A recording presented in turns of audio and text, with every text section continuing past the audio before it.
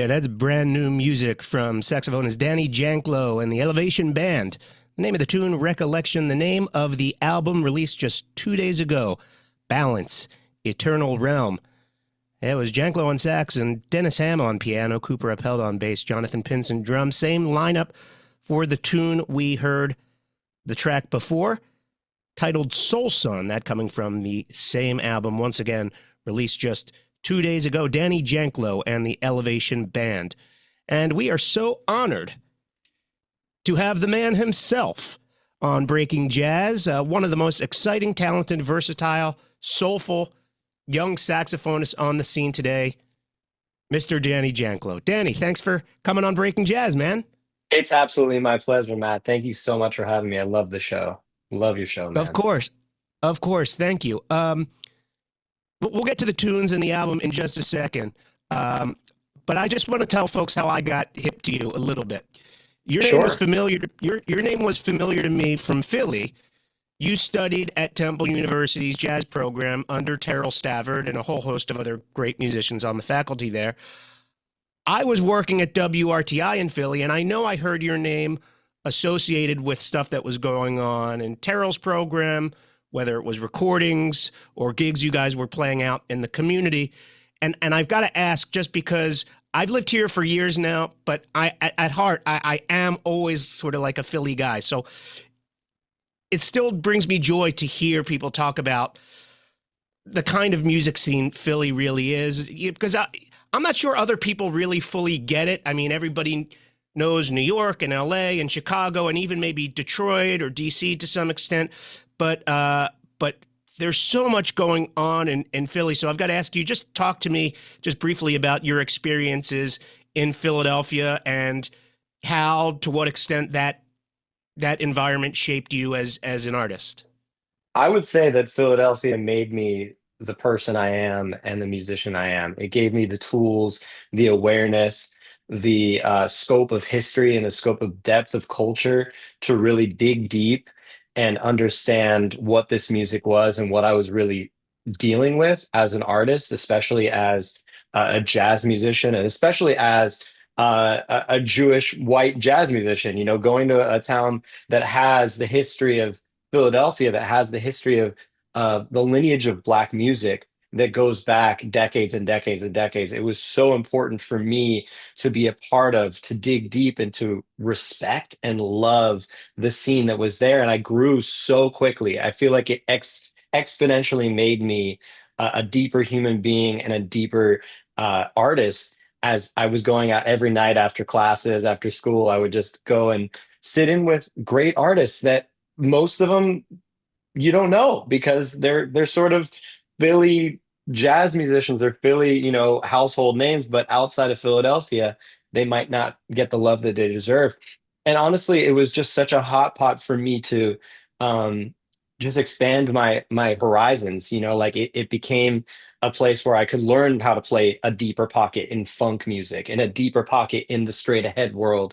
And I could learn all the standards, and I can really be honest and come with a lot of authenticity to all sides of the music. So it was really integral to me.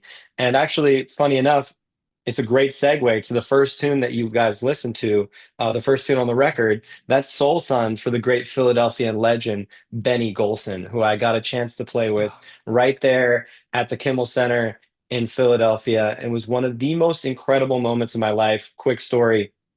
Um, I didn't solo the whole concert. I was 20 years old. I was back on alto. I had been playing tenor the previous year.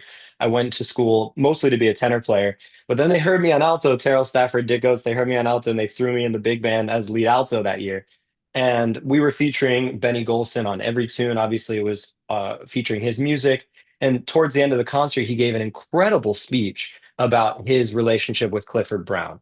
And Clifford Brown and him were very tight. They were thick as thieves, and of course, Clifford died tragically, very young in his mid 20s, off the New Jersey Turnpike. And he was talking about what that grieving process was like. And at that moment, just everybody was united. It was, you could hear a pin drop. He was just telling the story, and it moved me so deeply.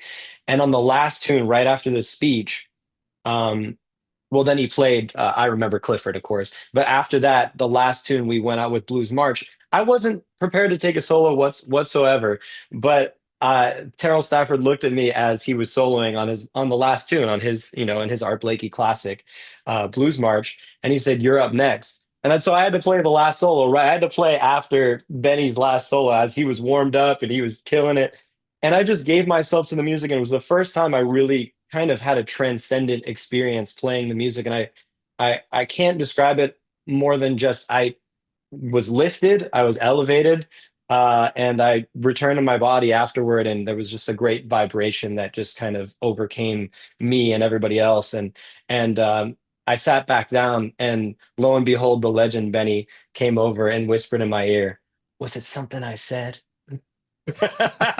That's that's such an unbelievable story, and I know that this album you've mentioned, I saw you wrote on social media, maybe in some other places, that this album is really a love letter to legends like Benny Golson and Clifford Brown. I mean, to the past generations, to the forefathers. Um, Absolutely. and so the album title itself is sort of infused with this nebulous spirituality that I can't quite place. So give me some insight into what how you named the album. And it feels like it's connected to that. Totally, absolutely. I mean, so the album, like you said, is very much a love letter. It's equal parts a tribute and really just musical transmission to the other side. Hmm.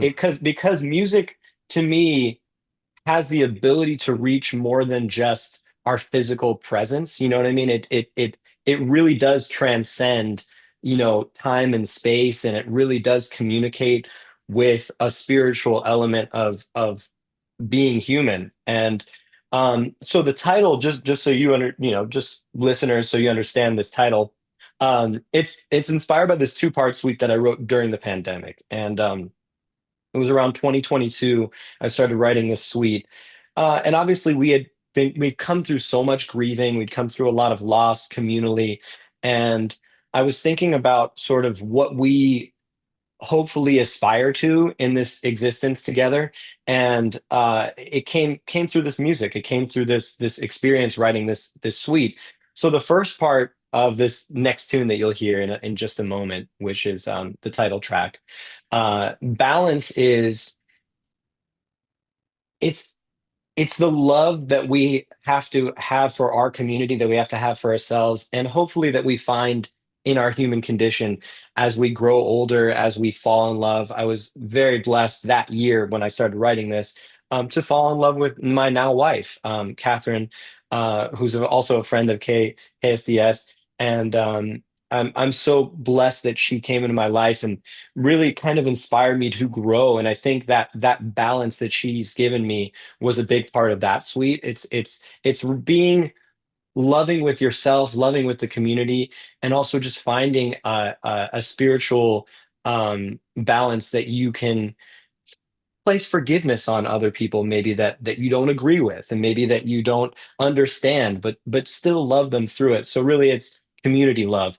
And then Eternal Realm is this amazing thing that I have to tell one more story about my experience talking to the great Wayne Shorter. Um, Wayne was one of the judges at the 2013 Thelonious Monk jazz competition, the saxophone competition. Now it's the Herbie Hancock Institute, of course. But then it was the Thelonious Monk Institute. And Wayne and I actually took the same airplane from Los Angeles. I was the only competitor from Los Angeles, and he lived in Los Angeles at the time.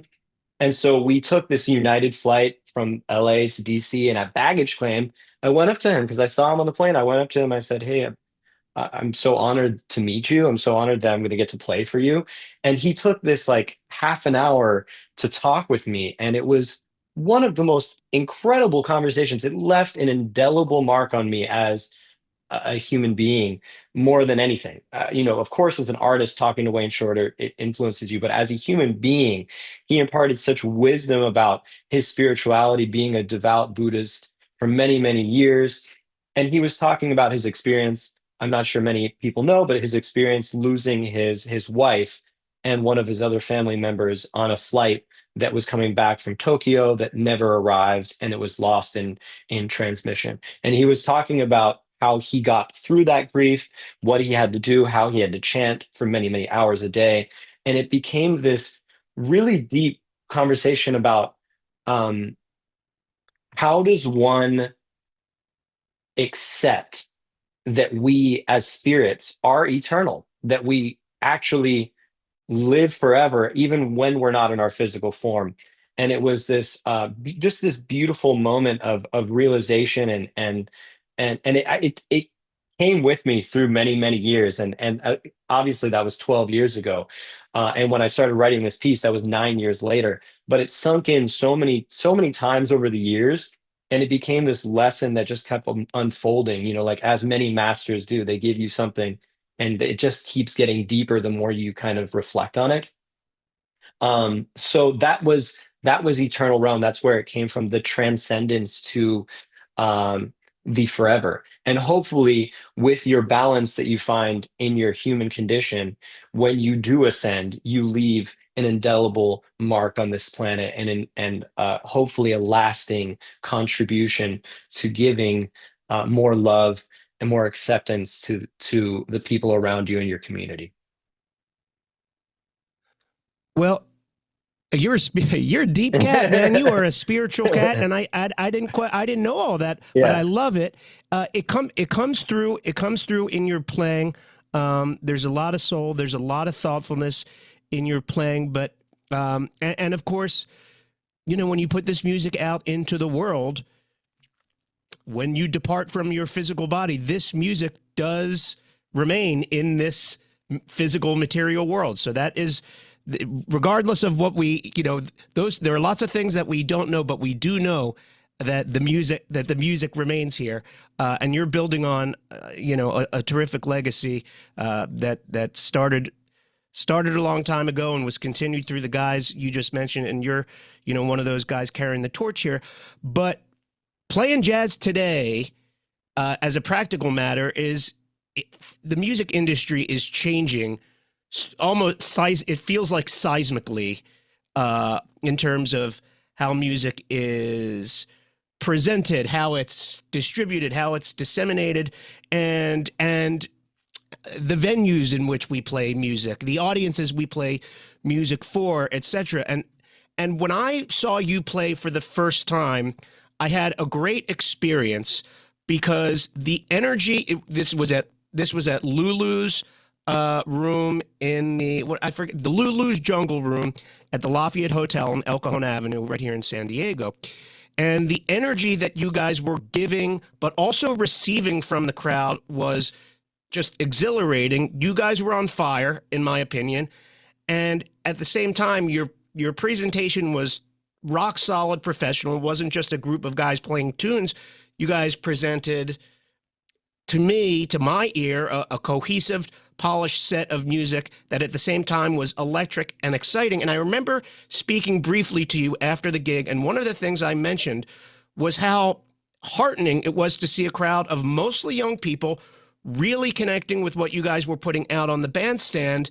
And I just, from your perspective, is it encouraging to you as a relatively young musician yourself, who presumably wants to play this music professionally for a long time? To me, that night was proof positive that there are ways to bring this music to audiences who may not even know yet that they like jazz, and for you to have the opportunity to watch them finding out in real time, hey, wait a second, I think I really dig jazz.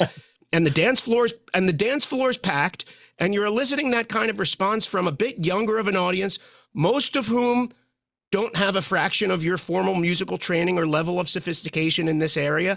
But all the same, you must have realized that this crowd, a crowd like this, is receptive to the music you're playing as, dare I say, a party music. And to me, that's tremendously exciting. And I think it also really ought to force those of us who work even tangentially in the realm of presenting music to rethink some of the more conventional wisdom about how best to present and promote the kind of music that you play.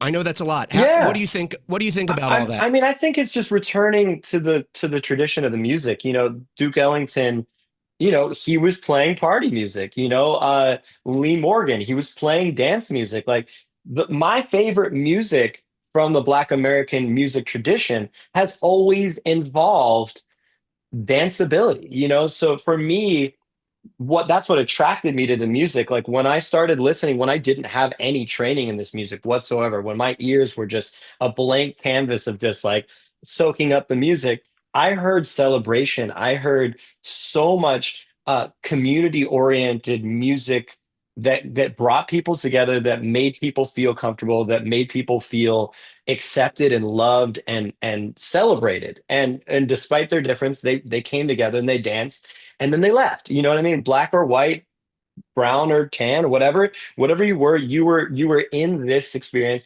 And that's what I gain from those experiences, like at Lulu's, when I get to play to a young crowd that they don't care really what they're listening to. They just want a good time.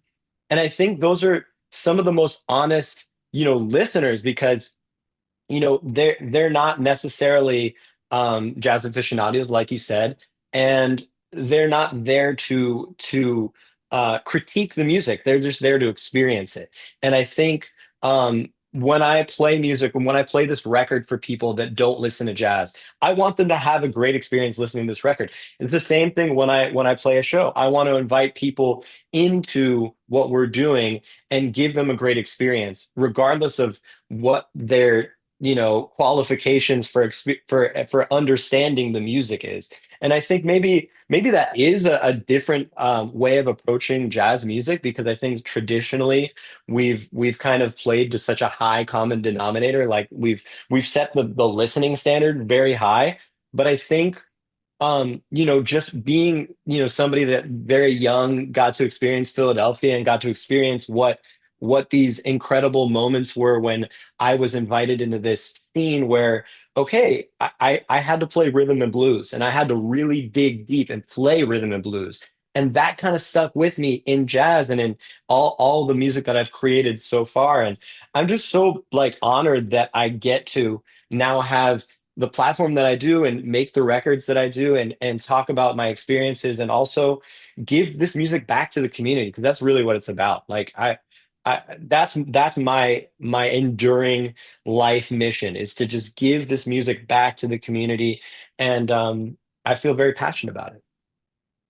Well, on this next one, you teased it a little bit, but the next one we're going to play from the new album. It's the title track, and it is like you mentioned, a suite. It's got it certainly has it's got movements almost, Yes. and it features your now wife, sort of, I guess, meditating on what love or freedom or liberty means to her. It's very nice.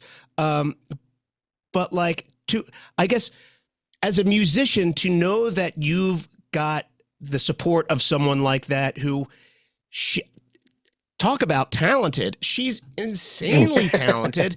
And like, and like, you know, you must think to yourself, gosh, if Catherine has all the confidence in me that she has, I must really have something, and I must really have something worth pursuing. Have you found that the deepening of your relationship with someone so incredibly skilled in her own right has given you a I don't know, a confidence that you can really go out there and do anything? Matt, I might have to write that down for my vows, man.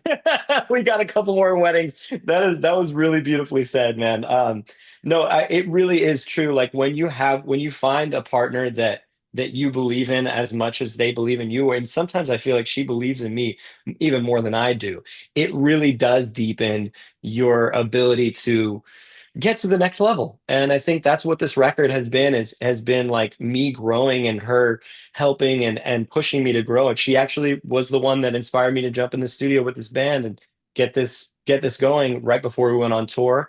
And it's just been an incredible experience. So yeah, this title track is definitely inspired by her. The album is very much inspired by her, and yeah, the story that she tells on this track is really beautiful and one of sincere love and growth. Yeah, well, it's certainly emblematic of what you'll be hearing on this next cut. And the whole record is fantastic. It's thoughtful. It hits a bunch of different notes. I think that there really is a little something for everyone's slightly different idiosyncratic preferences. If you're a fan of jazz or jazz adjacent music, and I think it's fantastic, but I'm probably a little bit biased. But let's go hit that now. And if you listen to one, in my opinion, if you can only listen to one thing from this record, it's a bit of a long one, but it's got to be this one. It's Danny Janklow and the Elevation Band. Once again, that band: Dennis Ham on piano, Cooper Upheld on bass, Jonathan Pinson on drums, and Catherine Ella Wood, Danny's now wife, providing a little vocal interlude there. The tune's called Balance Eternal Realm, and it's Breaking Jazz. Danny Janklow, thank you so much for being on Breaking Jazz tonight, and we look forward to following your career as it just continues to ascend upward and onward. And you're welcome back here Thank you so much, anytime, Matt. man. We'll see you down at Lulu's on November 29th. Absolutely, absolutely. Sounds good, Take Danny. Thank take you, care, man, Matt. and Thank you take so care and be much. well.